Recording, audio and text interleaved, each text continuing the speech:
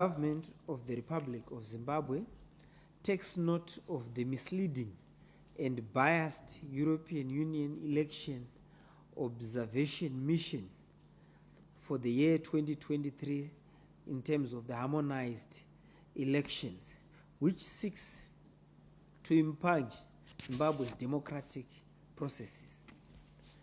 The report focuses on a closed episode of our national political cycle, and Zimbabwe is now at the height of implementing His Excellency President E.D. Mnangagwa's development agenda.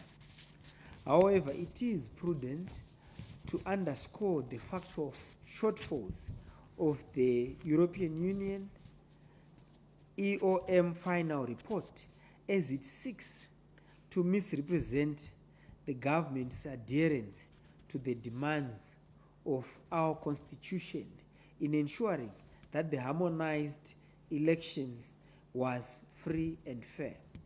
The entire election fulfilled the tenets of our robust national democracy. The government is fully aware of the European Union's election observation mission's irregular, nocturnal meetings with opposition political players outside conventional election observation parameters. We also know that the European Union disbursed campaign funds to a particular opposition party in violation of the Political Parties Finance Act, and we also have substantial evidence of their clandestine operations with other election observer missions for the purpose of manipulating their reports in order to discredit the election outcome. At the same time, the government of Zimbabwe is aware of the colonial traditional reactionary aspersions of those perennially inclined to subvert the will of our people by misrepresenting facts about Zimbabwe's political environment before, during, and after the elections. Section 93 of the Constitution of Zimbabwe provides for the legal processes to be followed in the event that there are election disputes. However, after the announcement of the election results, there was no legal challenge to the process or the outcome of the elections, which gave legitimacy to the status quo. The outcome and conclusion of the elections was decided by the people of Zimbabwe on the 23rd and 24th of August 2023 elections. The adoption of the patriotic provisions in the Criminal Codification and Reform Act is in line with strengthening our national security interest. The amendment is also consistent with our sovereign privilege as any equal actor within the international community. The Cyber and Data Protection Act supports Zimbabwe's fulfillment of international law in combating cyber crimes and focuses on safety and security of citizens in the cyberspace. This law does not interfere with what the report refers to as infringement of social media and digital rights of the citizenry. As for the Private Voluntary Organizations Amendment Bill, it did not get presidential assent, resulting in its referral back to Parliament. Therefore, its perceived contentious provisions are still proposals. The PVO bill cannot be cited as a restrictive piece of legislation when it does not even exist. Further to this, the report suggests that prosecution of criminality of the members of political players translates to political persecution.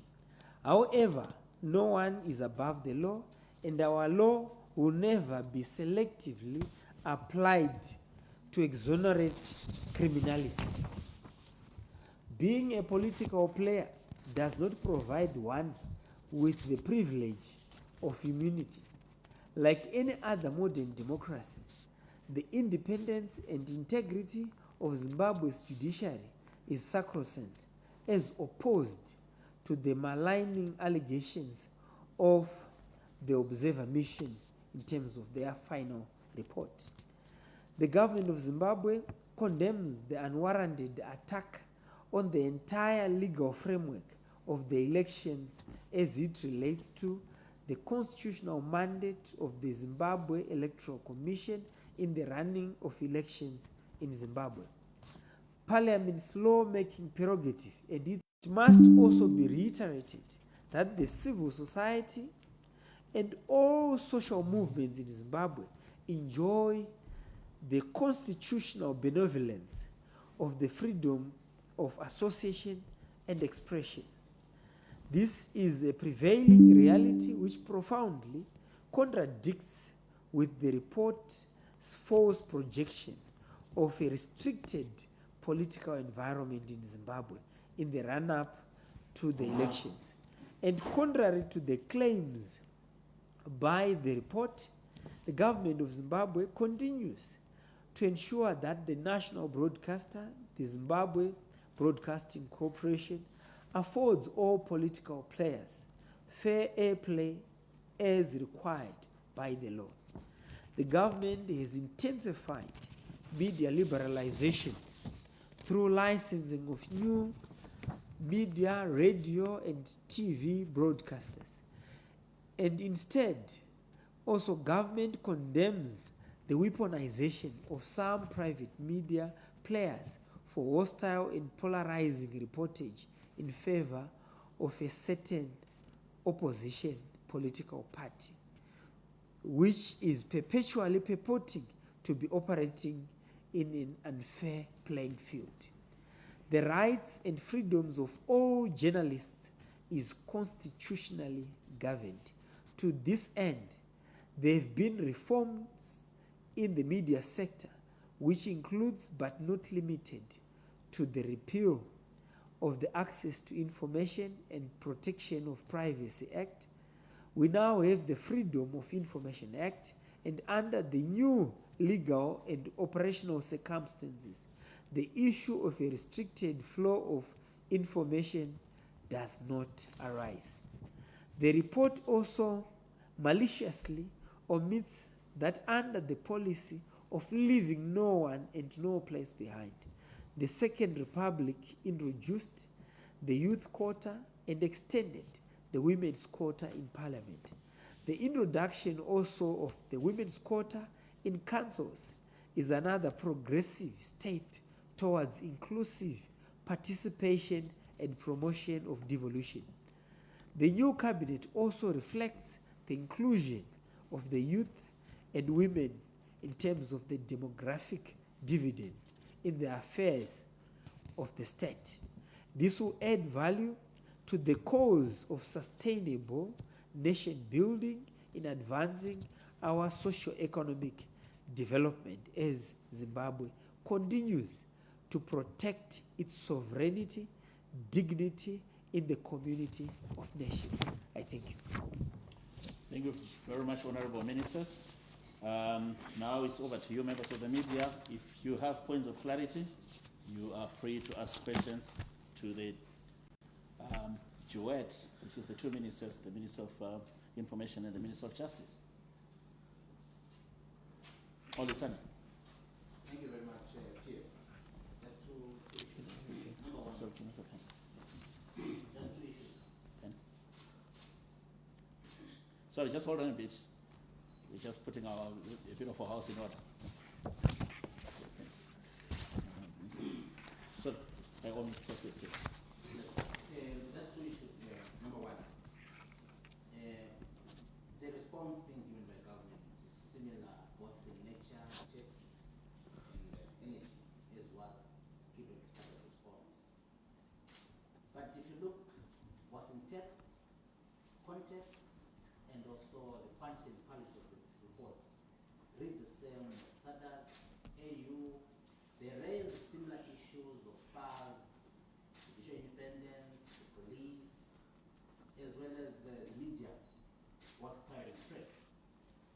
Is it by coincidence that the government of Zimbabwe has decided to attack the SADC report and the EU, and it's been very silent on the AU report? But you read it word for word, you could tell the context and also the posture in the cell. That's number one. Number two, where does this leave Zimbabwe's re-engagement dry? Particularly looking at the debt clearance from the EU, which had raised aspect of a free and fair election as part and parcel of their demands in restructuring the debt, the Zimbabwe's debt. Where does this leave Zimbabwe in terms of that trust? Thank you. You asked two questions. Let's take one more so that the ministers will deal with that in this round. Yes, your name, the media house, and then your question. I'm Wellington from ZBC. Yeah. But it revolves around the same question my colleague here. We have witnessed that the EU, just like in the previous years, seem to be carrying out this particular settlement throughout our elections. And maybe as we have been through the engagement and revision drive over the years, does it change the position of government now that we are witnessing that their stance towards Zimbabwe remains the same? Okay, thank you very much. Let the ministers confer among themselves to see who is taking which question. So there are three questions, two from Polisani, and you said your name is? Wellington, and one from Wellington. Honorable ministers. Okay, thank you. I will allow Honorable Ziambi to respond first. Then I'll summarize and enrich or add some more content. Thank you very much, Honorable Minister. The first question where you asked that the report by SADC and the EU report, I agree they are very similar. The AU is substantially different from the two, but the SADC one and the EU report was written by the same person. If you go through them, you can almost tell that the way that they were drafted, people who were in the same room, and one produced this report and the other one produced this report, but basically it was more or less the same, and we have said it even when we got the preliminary report that we picked that these reports were substantially done by perhaps one consultant who wrote it for them, and the people who were consulted, the issues that they were raising, they followed a similar pattern, and we agree with that there was largely an influence. That's the reason why you saw in the minister's statement, he spoke about how they tried to fund other political parties and influence the outcome of the election in the direction that they wanted.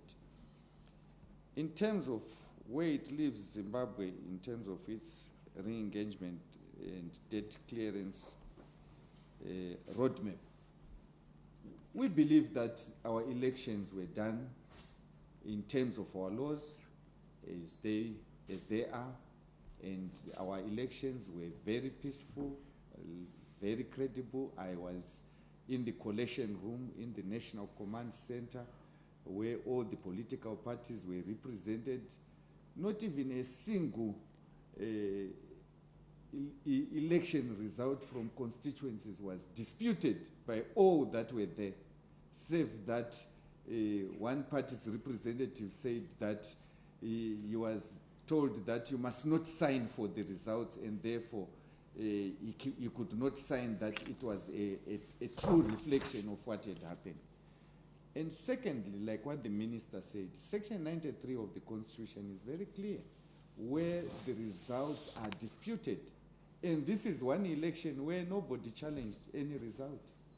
And they agreed to all the council results. Hence, we found out that all the councillors were sworn in. They agreed to the National Assembly results. Hence, all the MPs were sworn in. Not even a single one said, no, I'm contesting these results. So we believe that our process of engagement in terms of debt clearance, our meetings are scheduled. The Minister of Finance is leading that on part of government, and we are going to meet everyone who is involved. Part of it was not, the terms and references were never that the opposition must win for the negotiations to continue.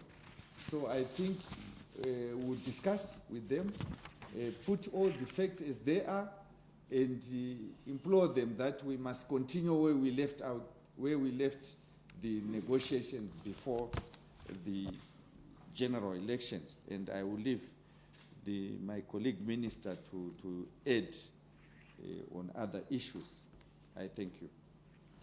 Thank you, Honorable Ziambi. He has already covered almost every aspect of your questions. And as I already indicated, that the EU observer mission was involved in clandestine operations and meetings with other observer missions. And in terms of the engagement and re-engagement, we remain guided by the reality that we are a friend to all and an enemy to none in terms of re-engagement and engagement. But of importance is that what Honorable Ziambi has highlighted, that there are legal parameters that should be followed in terms of Section 93 of the Constitution in the event that there are any election dispute outcomes. But at the same time, the most important thing is that our elections were held within the context of the Constitution of Zimbabwe, which is the supreme law in Zimbabwe. But at the same time, to emphasize to Kolisani that one of the most important things that we should never allow is to allow misrepresentation and misleading reports by any observer mission which seek to undermine the sovereignty of this country. This is a democratic country. I thank you. Thank you, Honorable Ministers. I think you've done justice to those questions. We are going to go into the second and final round, a maximum of 4 questions. If there is any takers. Before Kolisani, are you raising your hand in the next to Wellington? No? Are you? No. Okay. If there is none, we'll give Kolisani another bite of the cherry. Thank you. Minister, with respect, substantively, on the first question, substantively, if you look at issues that are highlighted by EU, funds, police, interference, MOPA, judicial independence, are also highlighted by Ula. I was going to read, unfortunately I can't just locate where I am, but it's read similar. But the question is, do those issues, maybe aside who supports it or not, do those issues that are raised by these observer missions, what would be government's response to these issues that are raised? Regardless of who raises them, what would be government's response? FARS and police, particularly, as we go to another by-election, which are seemingly quite a number. Okay. I'm trying to avoid, as the moderator, a bilateral exchange between the Kolisani and the ministers. You asked a question which was responded to under the, Zimbabwe invited observer missions to come and quality assure our processes. We take feedback from the observers. If it's fair, we will see whether things need to be refined. And we'll refine, because there is no perfect democracy. Every country is trying to improve its processes. So those things which are fair and legit would be dealt with. those things which are outrageous, interfering, and intrusive would be rejected. But that's not my press conference. Honorable Ministers. Okay, over to you, Honorable Siambi. Thank you very much. I think I want to thank PS for the response. And let me preface my response as follows. Observers come to observe. So if observers meet a group of people who didn't follow the due process of ensuring that they satisfy the requirements of the law in terms of their gatherings, they will simply observe and take note of what that particular individual has said. Likewise, if they meet a group of people that are complaining that the other side is doing this, whether that complaint borders on an illegality on the act of the other party, they will simply note it. That is what observation is all about. When you are writing an examination and you are said, go and observe, you don't go and critically think. You make an observation and you say, okay, I observed the goats got out of the crow, went to the field, they fed, then lastly they went to the watering hole and drank water and went back. You don't say, no, that when they were grazing, I don't think the pastures were good enough for them. That is now not what observation is. So we, as government, we are actually surprised that observers believe they are monitors or they are here to change our laws. I'll give you a very good example that they critique the delimitation process. For all I know, CCC never complained about it, not even in courts. But ZANU-PF, through some activists, we did.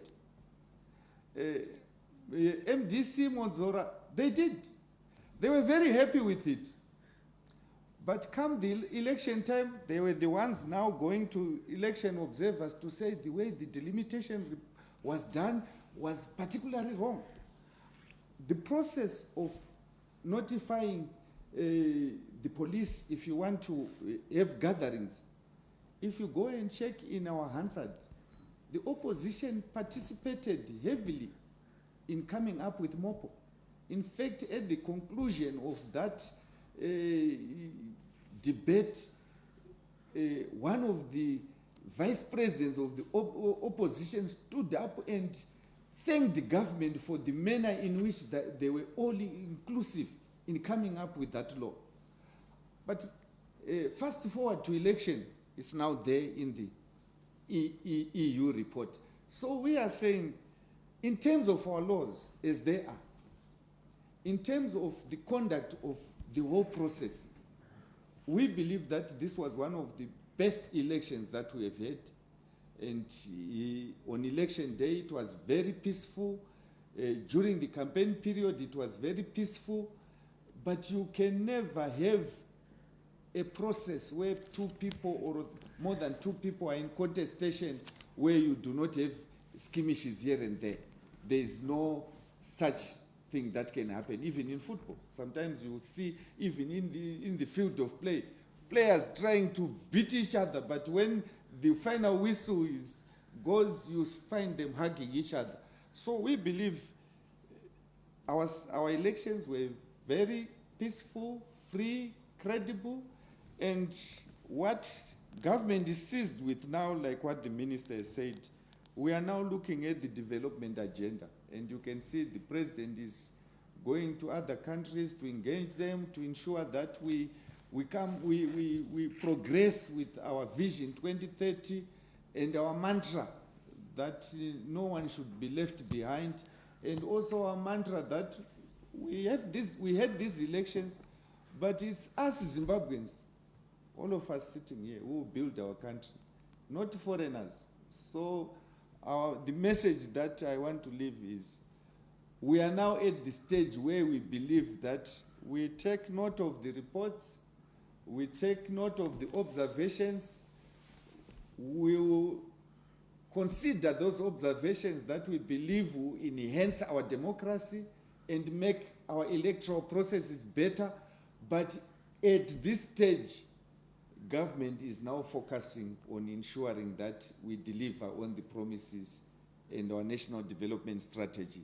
I thank you. Thank you, Honorable Siambi. But to Kolisani, why do you think we have elections in Zimbabwe? Do you think we are having elections in order to satisfy European Union's aspirations? We have elections in Zimbabwe in order to strengthen our democracy. But also of importance is the historical perspective related to elections.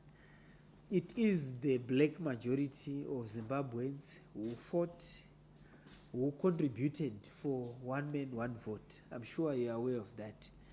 That even other European countries were also part of the Berlin Conference in terms of the scramble of Africa to undermine democratic institutions in Zimbabwe. So I wanted you to know that we do it for our own good. And in particular, as Zimbabweans, and if I will also refer to as ZANU-PF, which was one of the key organizations that brought about the democratic space that we currently enjoy.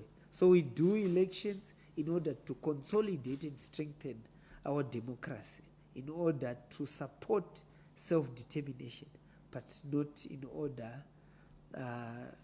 to please the European Union. This is a constitutional obligation. Thank you. Thank you, Honorable Ministers. On that note, a very good note, we have come to the end of this press conference. We thank you for coming. We thank you for reporting accurately. Have a good day.